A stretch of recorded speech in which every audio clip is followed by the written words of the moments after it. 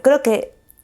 la era de la inseguridad en realidad es la situación normal de los millones de personas que poblan el sur global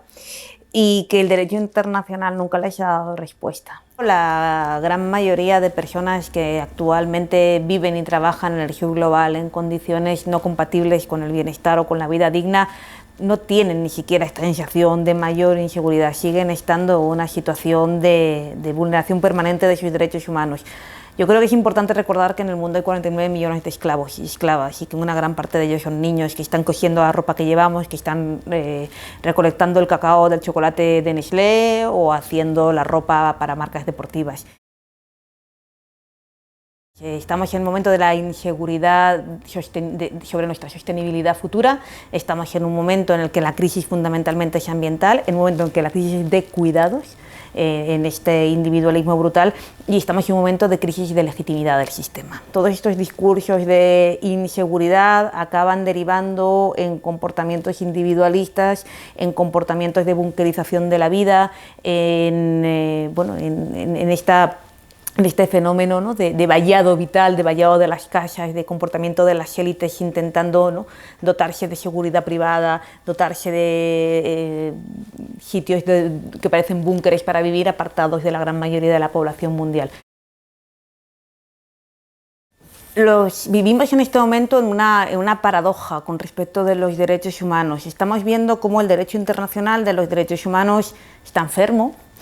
porque es incapaz de responder a los retos que plantea en la actualidad la globalización y en concreto un actor global que son las empresas transnacionales. Estamos asistiendo a un momento en el que las empresas transnacionales tienen una armadura jurídica de impunidad que les permite no solamente hacer negocios en cualquier parte del mundo, sino también vulnerar los derechos humanos y de la naturaleza de manera totalmente impune. El caso Chevron, el Chernóbil ecuatoriano, es el ejemplo por antonomasia de cómo una empresa es capaz de destrozar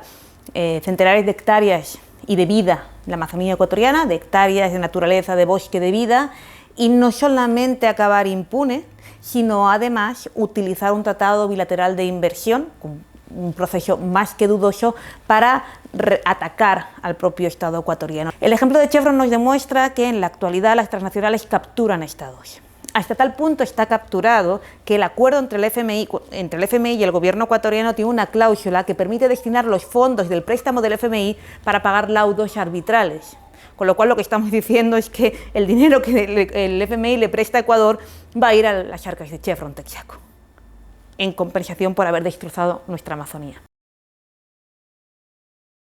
El terrible momento que está viviendo las libertades políticas en América Latina, que deriva de un momento atroz de exposición de los derechos sociales. Hay una conexión clara entre el mal vivir al cual se está sometiendo a la gente y la paulatina restricción de derechos políticos y civiles que se está realizando por parte de gobiernos neoautoritarios. Las élites se han revuelto de manera mucho más brutal contra aquellos países donde más se tocó su capacidad de explotar y de aumentar su tasa de ganancia de manera desmedida. Allí donde más se intentó combatir esa acumulación por desposesión y a las instituciones financieras internacionales y al capital,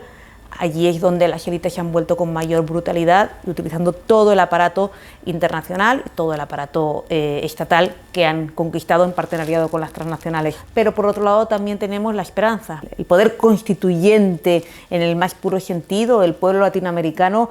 se levanta y hay un espíritu de rebeldía que está recorriendo América Latina con mayor o menor intensidad. Además del derecho internacional, ahí está la acción de los pueblos y que creo que los derechos humanos son luchas y que cada vez hay una mayor esperanza en las luchas populares. Es importante.